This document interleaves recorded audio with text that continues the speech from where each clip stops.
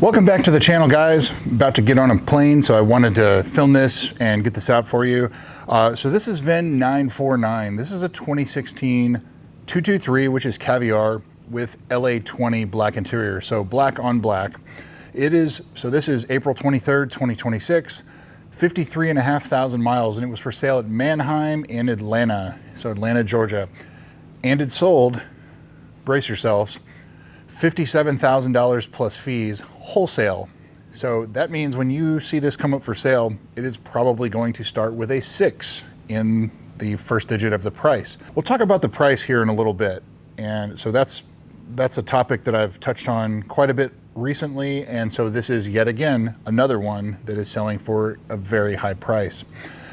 Production statistics. There are 448 out of the 2,348 cars for the US 49 were Caviar, and of those, 225 had LA20 black interior. That is the third most common color: white with red, white with black, and then black with black. 9.58% of these cars in the US 49 were this color combo. So this is like a 2 or 3 out of 10 for rarity as far as color combos go. For 2016, 284 out of the 1,418 cars were Caviar, and 148 of those had LA20 black interior. So at its rarest, this car is one of 148. So there's quite a few of them as far as the GSF world goes. Carfax, Epic VIN, and AutoCheck. Carfax shows this as a 2-owner, 1 accident or damage reported, and it shows minor to moderate damage to the front and to the right side of the car, and that happened July 24th of 2024, so about 2 years ago. Epic VIN shows this as a 1-owner, no accident car, which is not correct on either front. And AutoCheck shows this as a 1-owner, no accident car, which again, it missed the accident or the damage. So that means this car is a 2-owner, 1 accident or incident, clean title, Georgia car its whole life. And so now it looks like it's going to Washington State. Previous sales. This car first went on sale March of 2016, $87,500 in Ohio. Still for sale in September of 2016. Looks like they did a dealer trade to a dealer in Georgia in January of 2017. And then it looks like it sold at the end of January 17 or the beginning of February of 2017 to a buyer in Georgia. So it's like 10 or 11 months for sale from when it was first listed. Very common when these cars were new. Dealers didn't want to discount them, and it probably took a significant discount to finally get it sold. The first owner, it was registered as a corporate vehicle, not Lexus owned, but just, somebody's company owned this car as the first owner. July of 2019, there was no listed price available, 4,000 miles on it, still for sale in Georgia, and it sold the same day to a buyer in Georgia again. So now here it is, April of 2026, for sale at Manheim in Atlanta, Georgia, and it sold $57,000 to a dealer in the Pacific Northwest in Washington State. If you're paying close attention to that, they bought $1192, which is, go back a couple of videos, and this dealer bought that.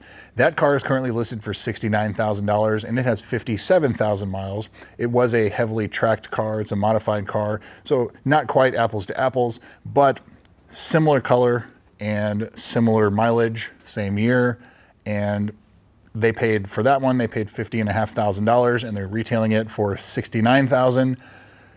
If that stays the same with this, then this car would easily be into the 70s, which I don't think is where the market is going to be, or where the asking price is going to be at all either. So, but I do think that this dealer will probably have this car listed starting with a 6. So now into the photos. The auction seller disclosed several things. It said heavy scratches on the front bumper, previous hood repair, which, that kind of jives with that accident or incident, front damage, a dent on the left front door, a dent multiple dents on the right rear quarter panel.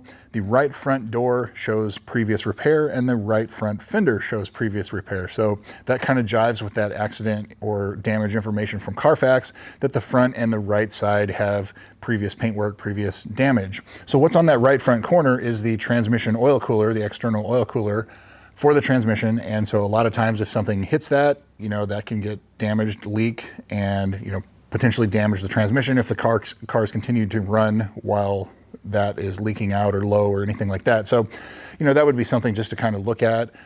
Satisfy yourself that the repairs on the front of this car, especially that right corner, are pretty good. As far as the photos provided from the auction, it's really clean. Like it looks great. You can see that it has some dents and dings and some scratches, but this is wholesale auction. So you're going to expect to have to do some reconditioning as a dealer, when you buy that. And so that's probably what will go on. So there will be further repair, paintless dent repair, things like that you'll probably see. All of the wheels are reported as having curb rash. So you can get those refinished for about $110 to $150 a piece.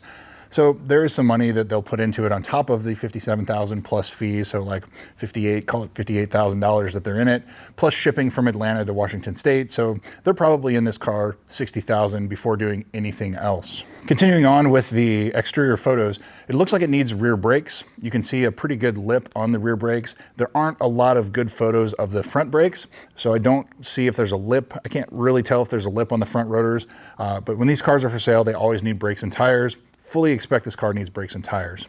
The interior looks really clean. The touch points look good. I don't see any issues there. The carbon fiber trim mostly looks good. It looks like it's starting to delaminate on the driver's front door. You can see in the photo here.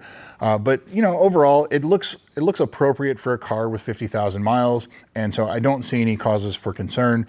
Just know that the carbon fiber trim, if it goes to a cold climate, that you're probably going to expect to have delamination issues, because as far as I can tell from the service history, all of the carbon fiber is original, so expect it to delaminate as time goes on. So now to the price.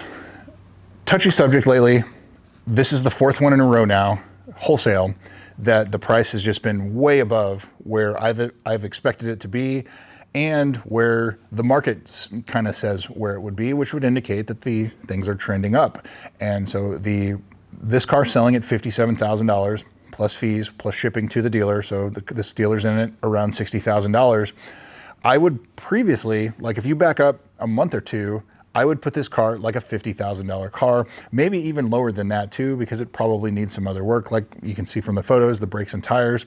So, $1,600 for tires, $1,500 for brakes, $2,000 for brakes. So you're still going to have to put even more in it. So that's why if you do that with no other reconditioning, then you're in this car $63,000. So you got to make money. You're not just doing this for charity. So it's probably going to be like $67,000 to $69,000 is probably where I would expect to see this for sale. Way far off from where I would put it. And as I said, I think that if you back up a couple months, this car would probably be a $50,000 car. In this current market, with everything trending up, that may put it closer to like a $53,000 to $55,000 car. As we've seen more of these come up for sale, you can see that the price is creeping up. And so the seller, some of the other cars that this seller has purchased, GSFs included, they're selling. I don't know if they're getting that price, but it may be close to that. And so that's sort of indicative of there's very slim supply. There's always a high demand for these cars, and so they are selling for a higher price, and that appears to be what's going on. A lot of interest at the auction. There were two dealers right at the end that were really fighting out for it, but it was already well above $50,000 at that point. So, I think that the demand is still there. I hope for their sake they get that price, but for me, I'm out at that price. That's too high for 2016 in my opinion, but I think that we're gonna start to see more and more of those, especially as clean title, no accident, or well, this is not a no accident car, it has a previous paint work. However, if you only look at AutoCheck, which is all that was provided on Manheim, it shows it as a clean title, no accident car, and it's not. It has previous paint work, it has previous incidents, so there is that. So now onto the service history. This car is not well dealer serviced, and there's only one third-party service on the Carfax. So it's either done by DIY, or done by a shop that doesn't report to Carfax or otherwise, but it wasn't done at a Toyota dealer, it wasn't done at a Lexus dealer, because that would be reported on the service history. So this car, not well dealer service. It only has 5 service entries in the last 10 years. And 3 of those are related to the PDI, the pre-delivery inspection. And so I think that you're gonna have a lot of questions with the service history, and that's not what you like to see with these cars. So the first entry of note after the PDI, there's only 2, January of 2019, 4,000 miles, and they changed the oil with the incorrect weight oil, 0W20, instead of the 5W30 that Lexus calls for. And then 6,000 miles later, so it's already 1,000 miles overdue there. February of 2020, 10,000 miles, the JLB recall was done. That's the high pressure fuel pumps. Good to see that's done. An oil change, an alignment, and touch-up paint. That's it. That's the last service, 6 years ago. And then there is July of 2024 at 40,000 miles and oil change at an independent shop. Nothing else to go on. So that's not good. What's not done? Basically everything. So you have the ZLZ, which is the sticky, deformed, cracked, delaminating dash. That is covered from 10 years from the in-service date. The in-service date on this car, even though it sold in 2017, it was marked in service March 1st of 2016, which sucks because it didn't really sell for like a year later. So if it had been placed in service when it actually properly sold, it would still be covered. However, this is April of 2016. It's only covered until March 1st of 2026. So the sticky dash is not covered anymore. However, you can still pay for it, but it's going to be expensive to replace. The low pressure fuel pump has not been reprogrammed on this car. So that's the humming or buzzing you hear in the back seat. There is a fix for it, but it's not free anymore. It's outside the coverage, and you can take it to your Lexus dealer. They'll charge you about an hour of labor to resolve that. But the easiest way, if you're gonna go test drive this car, shut everything off except the engine, roll the windows up, listen very closely for the noise in the back seat. Speaking of the low pressure fuel pump, there is the low pressure fuel pump recall that just came out a couple of weeks ago, April of 2026, that will replace your low pressure fuel pump. The remedy is not yet available. Expect May or June of 2026 to get a new fuel pump for this car as well. So it's already got new high pressure fuel pumps. It's going to get a new low pressure fuel pump. And I don't know if the reprogramming or anything is related to, or if that will be done separately when the pump is replaced. I don't know for sure how that works. HVAC servo sweep, the customer service program. Make sure this car's fully warmed up. Cycle through everything on the HVAC controls.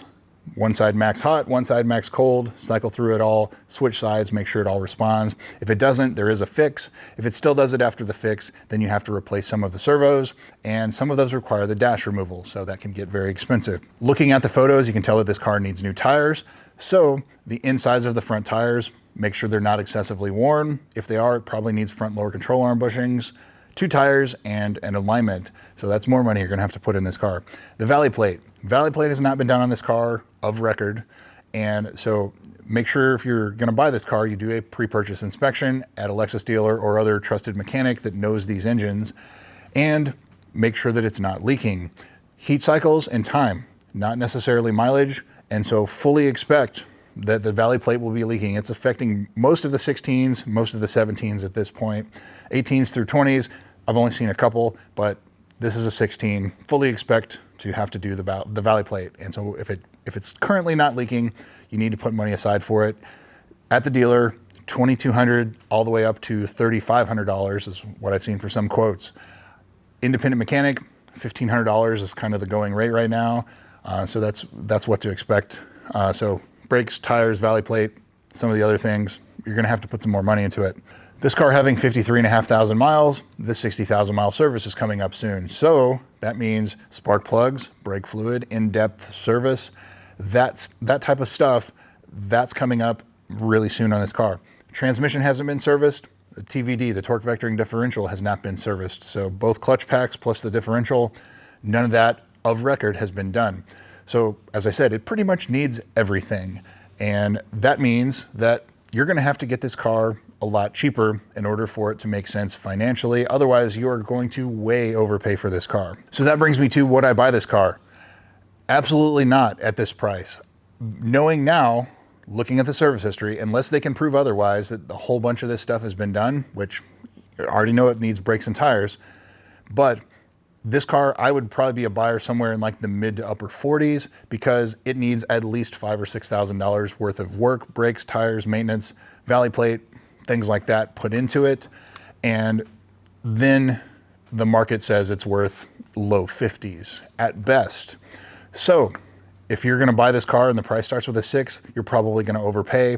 If they bring it up to snuff with putting all of this work in for the service and everything, which I don't think they will because they're in at $60,000, then I think that it's a better deal if everything was brought up and the 60,000 mile service is done, valley plate's done, brakes, tires, transmission, TVD. They're probably not gonna do that. So I think this is gonna be a tough buy. In my opinion, again, I would be a buyer in the mid to upper 40s. Anything more than that, I feel like I would be overpaying based on what it needs. Now, stuff gets done, the price can come up, but again, I wouldn't pay, probably even if it was well sorted and needed nothing, mid to lower 50s would be the absolute max where I would be. And I would love for the market to prove me wrong. You know, this car selling at 60 something thousand dollars, 67, 69,000, you know, that indicates that the market is continuing on this uptick. And so it's sort of turning into like a K market where you have these low mile pristine examples that are well cared for, well sought after, well serviced. Those are going up.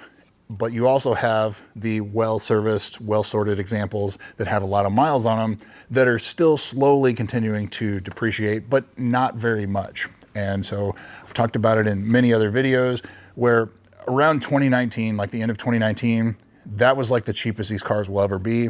And they just have continued to go up since then.